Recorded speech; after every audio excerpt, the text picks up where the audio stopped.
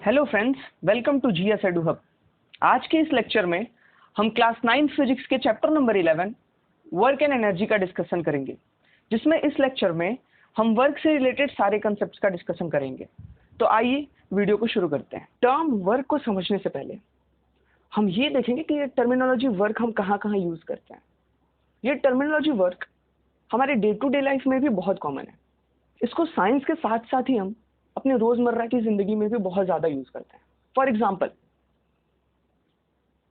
अभी मैं कुछ कपड़े धुल रहा हूँ, I am washing my clothes, और ये भी एक काम है मेरे लिए।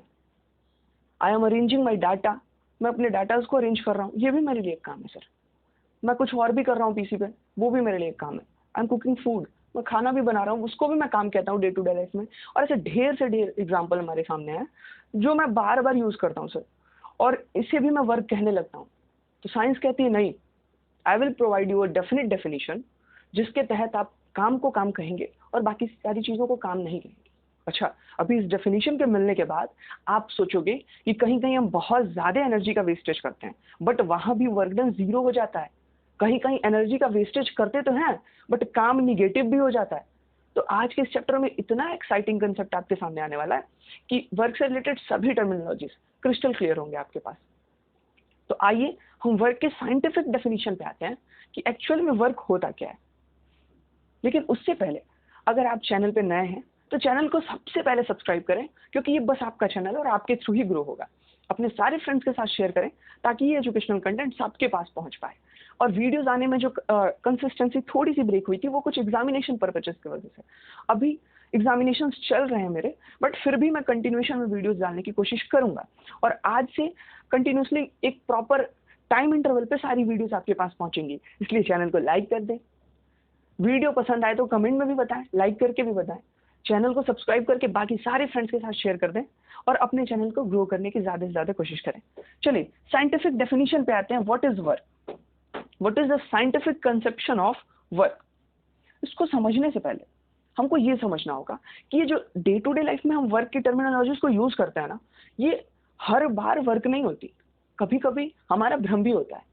और ये भी समझना होगा कि वर्क हमेशा एक पॉजिटिव ही सेंस नहीं दे सकता। कभी कभी वर्क जीरो भी हो जाता है, और कभी कभी एनर्जी अप्लाई करने के बाद, टाइम लगाने के बाद, डिस्प्लेसमेंट वगैरह देखने के बाद भी वर्क निगेटिव हो जाता है। तो ये सारी चीजों को भी आज इसी लेक्चर में हम कंपाइल करके आपके सामने प्रस्तुत करने की कोशिश करेंगे। तो सबसे पहले साइंटिफिक कंसेप्शन ऑफ वर्क को समझते हैं। साइंस कहती है वर्क डन हम तभी मानेंगे जब आप किसी ऑब्जेक्ट पे फोर्स लगाते हो और उस ऑब्जेक्ट में एक प्रॉपर डिस्प्लेसमेंट होता है। बट ये फोर्स लगाना और डिस्प्लेसमेंट का होना भी एक अलाइंड फॉर्मेट में होना चाहिए। आइए उसको आज डिस्कस करते हैं। Work done by a constant force. Science कहती है अगर आप एक कांस्टेंट फोर्स एक बॉडी पे लगाते हैं तो उस बॉडी में डिस्प्लेसमेंट लगाने की कोशिश करेगी वो फोर्स, और जो डिस्प्लेसमेंट प्रोड्यूस होगा उसके फोर्स से अगर आप हम उसका प्रोडक्ट निकालते हैं तो जो भी अमाउंट हमको मिलता है that is our work done.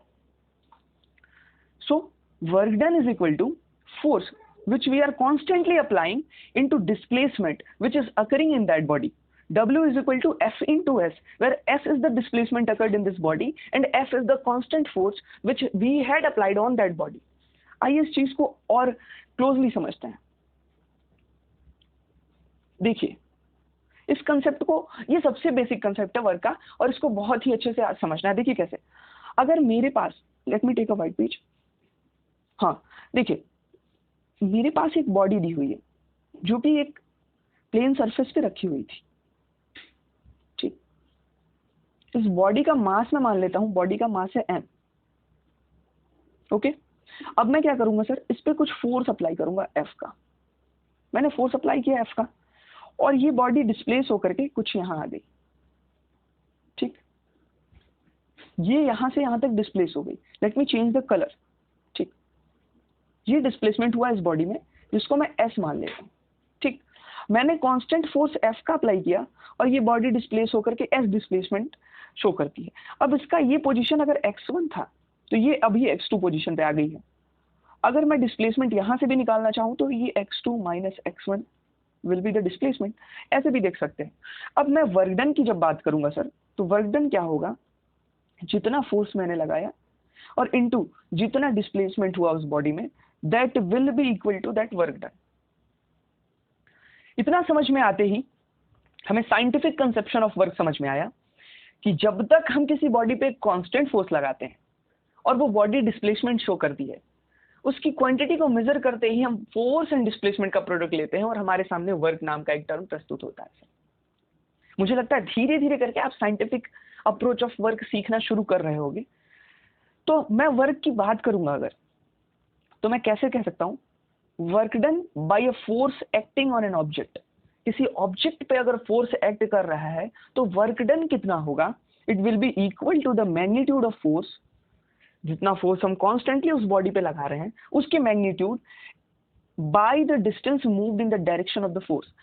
इन दोनों के प्रोडक्ट में हमको वर्क का फंक्शन मिलने लगेगा। कैसे, ध्यान से देखिएगा, जितना फोर्स हम अप्लाई करते हैं, let me say that I am applying F force on that body constantly in a particular direction, और वो बॉडी डिस्प्लेस हो रही है डी तक, तो this F into D will be work done.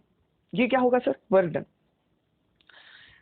Point to be noted is work has only magnitude. Work के पास बस मैग्नीट्यूड होता है, there is no direction of the work. ठीक, हम वर्क की डायरेक्शन की बातें कुछ भी नहीं करेंगे सर। जैसे मैंने कहा 1 जूल वर्क मैंने नॉर्थ में किया, दैट इज नो सेंस। ठीक, that is of no sense, वो उसका कोई सेंस नहीं बनता सर, समझिएगा बात को। अब हम 1 जूल वर्क समझेंगे, अगर हम यूनिट चीजों को लेते हैं तो हमेशा से हर क्वांटिटी का एक यूनिट डेफिनेशन मिलते चला है, उसी प्रकार से वर्क के लिए भी। अगर फोर्स में 1 न्यूटन का लेता हूं, डिस्प्लेसमेंट 1 मीटर का होता है, तो जो फोर्स काम कर रही है सर वो 1 joule amount of work done करेगी। आता है समझ में? If F is equal to 1 Newton and S, that is displacement, is equal to 1 meter, then the work done by the force will be equal to 1 Newton meter। ठीक ना, 1 Newton meter work होगा। यहाँ पे 1 Newton meter को हम एक दूसरी quantity joule में स्टोर करते हैं। ठीक, that is 1 joule of work is done when 1 Newton of force displaces a body to 1 meter along the line of action of force। इसको भी मैं समझाने की कोशिश करता हूँ, देखिए कैसे। इस लड़की को ध्यान से देखिएगा, इसने टॉयकर को एक रोप से बांध रखा है और अपने तरफ इस डायरेक्शन में फोर्स अप्लाई कर रही है। अगर मैं इस डायरेक्शन में line of action of force की बात करूंगा तो कुछ इस हिसाब से मुझे मिलेगा sir, this is the line of action of force. Let me take a straight line, I will show you, ध्यान से देखिएगा, this will be the line of action of force. ये होगा sir line of action of force, line of action of force. ठीक, ये line of action of force हुआ। अब मैं क्या कहता हूँ, कांस्टेंट फोर्स F इस पे जो लग रहा था वो हमेशा इसी लाइन के डायरेक्शन में ही अलाइंड होकर के लग रहा था।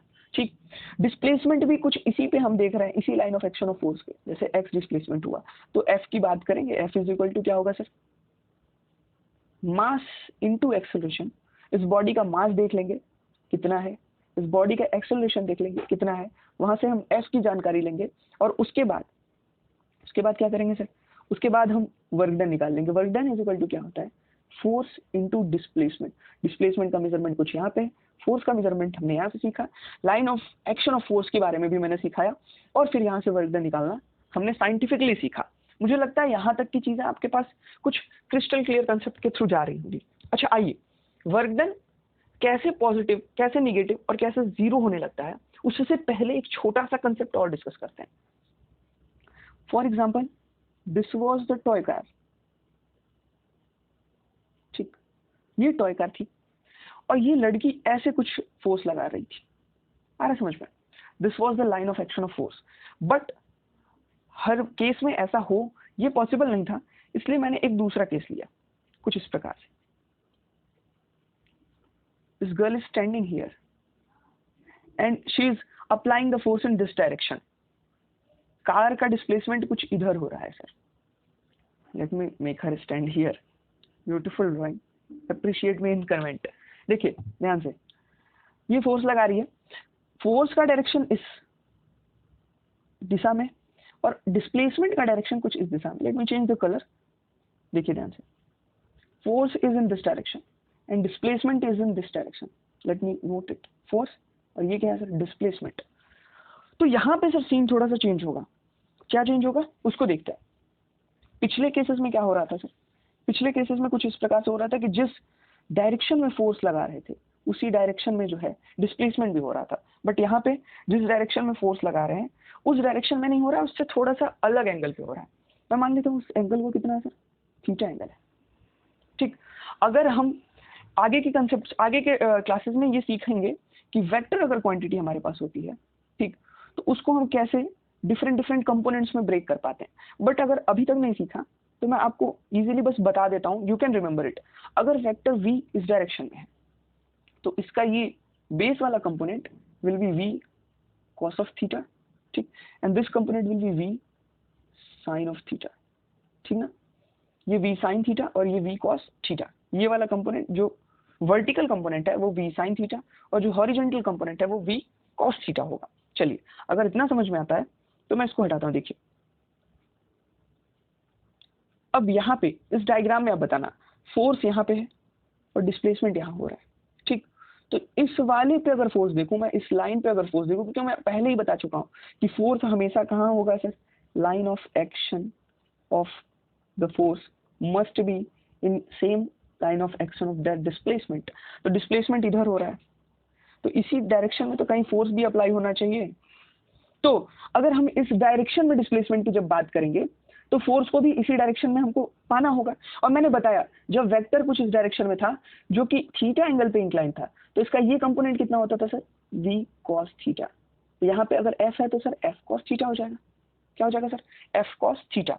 अब हम सारी चीजों को क्लियर कर देते हैं, एक बार फिर से आपको यहाँ पे एक्सप्लेन करने की कोशिश करते हैं, ध्यान से समझिएगा। यहाँ पे कुछ टॉयकार था, यहाँ से फोर्स अप्लाई हो रहा था, डिस्प्लेसमेंट कुछ यहाँ पे हो रहा था, इसके बीच में एंगल कितना था, theta. This was force, this was the displacement और ये हमारे पास बॉडी थी। अब यहाँ पे अगर वर्क डन की बात करेंगे, work done will be equal to force into displacement तो रहेगा सर, बट यहाँ पे फोर्स कौन सा है, हियर इज एफ डैश, एक नया फोर्स जो इस डायरेक्शन में, एफ डैश जो इस डायरेक्शन में काम कर रहा है उसकी बातें करेंगे। एफ डैश कितना था sir, F dash is equal to क्या होता है, एफ कॉस थीटा। अभी मैंने इसके जस्ट पिछले स्लाइड पे बताया ये एफ कॉस थीटा कैसे हुआ। हम अगर इसकी वैल्यू पुट करते हैं तो डब्ल्यू इज इक्वल टू मिलता है हमको F cos theta into D. अच्छा, अब ये अगर टर्मिनोलॉजी आपको याद है तो मैं ये पूरी चीजों को कंक्लूड कर देता हूँ एक साथ, ध्यान से देखना। अभी मैं वर्क डन का फॉर्मूला इसके दूसरे कंपोनेंट जो कि डायरेक्शन डिफरेंट था, एक्स एक्सिस पे नहीं था, कहीं और अलाइन था, थीटा के टर्म्स में कैसे लिखेंगे, work done is equal to हो जाएगा F into that displacement F into cos का थीटा। ये फॉर्मूला बहुत ही इंपॉर्टेंट है। ये कैसे आया, ये समझ में आया हो तो एक बार लाइक बटन को हिट करें। ये कैसे आया, अगर ये समझ में आया तो कमेंट में भी बताएं, और अगर नहीं समझ में आया हो तो एक बार फिर से वीडियो को रिवाइंड करके देखें, मुझे लगता है आपको जरूर समझ में आएगा। अब यहाँ से इसी फॉर्मूले से सर हम बाकी केसेस का डिस्कशन करेंगे। देखिए कैसे, अगर मेरे पास मिला है W is equal to F D cos theta, ठीक, या फिर F cos theta, where F is the force and D is the displacement, या एफ इज द डिस्प्लेसमेंट, कुछ भी कह सकते हैं, ठीक ना। अब देखिए यहाँ से वर्क डन मैंने बताया था, 3 different types of work done मैं आपको सिखाऊंगा, एक पॉजिटिव वर्क डन, एक नेगेटिव वर्क डन और एक जीरो वर्क डन। मेरी बात को ध्यान से समझिएगा, वर्क डन पॉजिटिव तब होगा जब एफ डी कॉस थीटा का टर्म पॉजिटिव होगा, वर्क डन निगेटिव भी तब होगा जब एफ डी कॉस थीटा का टर्म निगेटिव होगा, और वर्क डन जीरो भी तब होगा जब ये पूरा एफ डी कॉस थीटा का टर्म जीरो होगा। तो इसका मतलब कि हमको फोकस कहाँ करना है, एफ डी कॉस थीटा पे। चलिए देखते हैं, अगर कॉस टर्मिनोलॉजीज, अगर कॉस के सारे वैल्यूज आपको याद हो, वैसे सारे वैल्यूज का मैं यहाँ पे यूज नहीं लूंगा। कॉस थीटा में आपको थीटा जब 0 पर होगा तो क्या वैल्यू होगी, थीटा जब 90 डिग्री होगा तो क्या वैल्यू होगी, और थीटा जब 180 डिग्री होगा तो क्या वैल्यू होगी। ये 3 वैल्यूज मैं आपसे एक्सपेक्ट करता हूं आप बता सको। देखिए मुझे लगता है साइन और कॉस का टेबल याद होना ही चाहिए, वहां से tan का टेबल डिराइव हो जाता है और बाकी सारे टेबल्स रेसिप्रोकल करके और रेशियोज लेके हम निकाल लेते हैं। जहां sine 0 degree is equal to 0 की वैल्यू देता था, वहीं कॉस 0 डिग्री हमेशा क्या देता था सर, 1 की वैल्यू। चलिए जहां sine 90 degree is 1, sine 90 degree 1 की वैल्यू देता था, वहां कॉस 90 डिग्री हमको क्या देता है, 0। और अगर मैं ग्राफ का भी डिस्कशन कर दूं यहाँ पे, तो कॉस का ग्राफ कुछ ऐसे शुरू होता था, इट इज 0, यहाँ पे π/2 और यहाँ पे कुछ पाई, ठीक ना। ये हमारे पास +1 का था और यहाँ पे ये वाला पार्ट -1 का था। आशा करता हूँ मैं आपको बहुत क्लियरली समझा पाऊँ। आप देख सकते हो 0 डिग्री, यहाँ पे वैल्यू कितनी थी, 1 की थी। 90 डिग्री दैट इज π/2, 90 डिग्री पे वैल्यू कितनी की थी, 0 की थी, हमने जो देखा।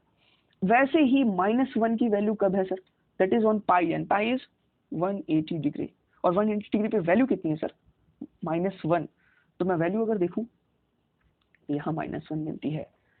आशा करता हूँ ये चीजें एक बार फिर से आपको बता दूं क्या मैं, रुके देखिए, बस आपको कॉस का ग्राफ समझना होगा। जैसे साइन का ग्राफ में आप एक बार बस कमेंट करके बताना कि सर मुझे साइन और कॉस के ग्राफ्स में थोड़ी सी दिक्कत होती है, मैं क्लियरली आपको एक्सप्लेन कर दूंगा। देखो कैसे, साइन का ग्राफ कुछ इस प्रकार से होता है जो कि 0 से शुरू होता है, और कॉस का ग्राफ वही कुछ इस प्रकार से होता है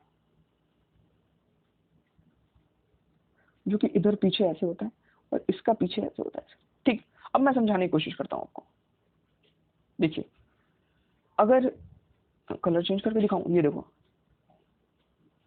यहाँ पे +1 की वैल्यू जो कि मैक्सिमम मिलती थी, यहाँ -1 की, यहाँ भी +1 की वैल्यू यहाँ पे मिली, और यहाँ पे क्या मिली सर, -1 की। अब वेरिएशंस एंगल्स पे देखिए, एंगल्स पे रंग बदलिए, एंगल्स पे देखिए, यहाँ 0 डिग्री का एंगल है, यहाँ पे कितना है, यहाँ पे कितना है, यहाँ पे कितना है, इतना मैक्सिमम आपके लिए। फिर इसी पैटर्न को फॉलो करते हुए आप आगे चले जाएंगे। और वैसे यहाँ पे 0 डिग्री का एंगल है, ये कितना होगा, ये कितना होगा, ये कितना होगा, इतना समझो, ठीक ना, इतना ही समझना है। तो चलिए हम पहले समझते हैं यहाँ साइन 0 डिग्री, ये साइन का ग्राफ मैं लिख देता हूँ, beautiful hand writing on screen, sine theta y is equal to sine x. ऐसे मैं थोड़ा साइड करके लिख देता हूँ, जस्ट गिव मी 1 मिनट। ये है y is equal to sine x का कर्व, और ये है y is equal to cos x का कर्व। एक्सट्रीमली सॉरी, ठीक ना। ये y is equal to sine x और ये y is equal to cos x. Sine 0 degree is equal to 0, sine 90 degree is equal to π/2 है, ये 1 की value देता है, ठीक है। Sine 0 degree 0, sine 90 degree 1, sine 180 degree 0 हो गया, ठीक। 180 के बाद 270 डिग्री पे आएंगे, ये कितना हो जाएगा सर, -1 हो जाएगा, ठीक। तो ऐसे ही ये ग्राफ आगे चला जाएगा। कॉस की जब बात करेंगे तो कॉस 0 डिग्री ही क्या है सर, +1।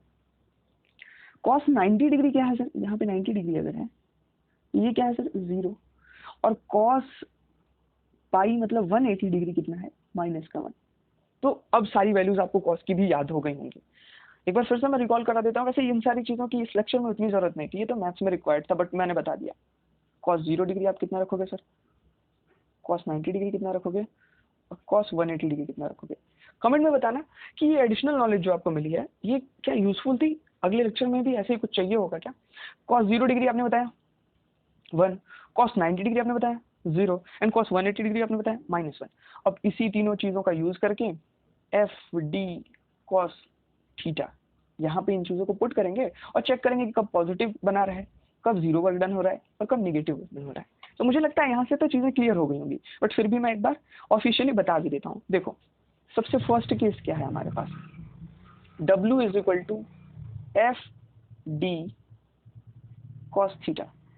जब थीटा इज इक्वल टू 0 था तो कॉस थीटा कितना था, कॉस थीटा था 1 के बराबर। अब मैं वैल्यू पुट करता हूँ तो W इज इक्वल टू क्या हो जाएगा, F into D into cos theta मतलब कॉस 0 डिग्री, ये कितना होगा 1, 1 is multiplied with something gives the same quantity, ये FD मिल गया। इसका मतलब ये पॉजिटिव वर्क डन की बातें हुई सर। किसकी बात हुई सर, पॉजिटिव वर्क डन की बात हुई। इसको मैं हटाता हूँ, ठीक। सेकंड केस क्या है, ये second, when theta is equal to 90 degree. अब 90 डिग्री पे क्या होगा, अच्छा थीटा आप समझ पा रहे हो ना, अगर फोर्स इधर अप्लाई कर रहे हैं और डिस्प्लेसमेंट इस डायरेक्शन में हो रहा है, ठीक, तो ये थीटा आपके पास 90 डिग्री है। इस केस में क्या होगा, जब थीटा 90 डिग्री था तो cos 90 कितना होता था, cos 90 0 के बराबर। तो इसकी वैल्यू अगर पुट कर देते हैं W is equal to FD cos theta, तो यहाँ ये पूरा पार्ट जीरो, ये पूरा पार्ट जीरो होता है, ये पूरा पार्ट जीरो जाता है, इसका मतलब वर्क डन कितना हो गया, जीरो। इसका मतलब ये कूली वाले एग्जाम्पल पे बार बार बच्चे कंफ्यूज होते थे ना कि अगर कूली किसी बॉक्स को अपने हेड पे रख के परपेंडिकुलरली फोर्स ऊपर की तरफ लगा रहा है और सामने की तरफ डिस्प्लेस हो रहा है, फोर्स ऊपर की तरफ लगा रहा है और डिस्प्लेस सामने की तरफ हो रहा है, तो वो वर्क डन तो बहुत किया बट साइंटिफिकली वर्क डन कितना हुआ, जीरो।